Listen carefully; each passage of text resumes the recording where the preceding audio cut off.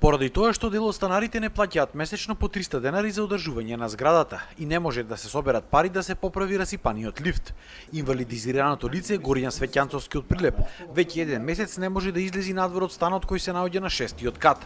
Вели дека животот му е веќе неподнослив. И јас сум овдеки заробен на 6-ти спрат и не можам, значи, дали до лекар да се поиди. Не да е тешко, туку е несватливо за овие услови што ги преживувам овде. Значи немаш комуникација со ништо, едноставно ти остануваат само телефонот или не знам што. И затоа сум обратен кон сите институции и телефонски до локалната самоуправа, исто така сум до СИЗО за становање, до Центар за социјални работи и до ден денески.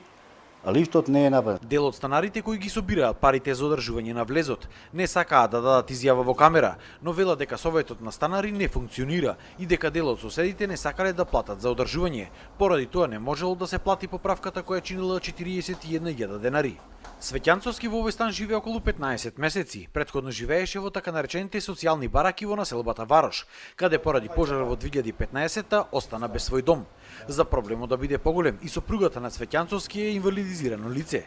Сега тој бара помош од државата, ако не се поправи лифтот, да му се додели друг стан каде може нормално да функционира. Овој стан ми е доделен од, да речеме, преку влада, пошто имав јас пред повеќе години пожар и сега си плаќам кирија за овој стан.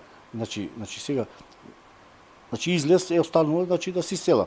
Во крајен случај би можело да ми додоелат нов стан каде што би можел да функционирам. Значи јас овдеки едноставно сум заробен.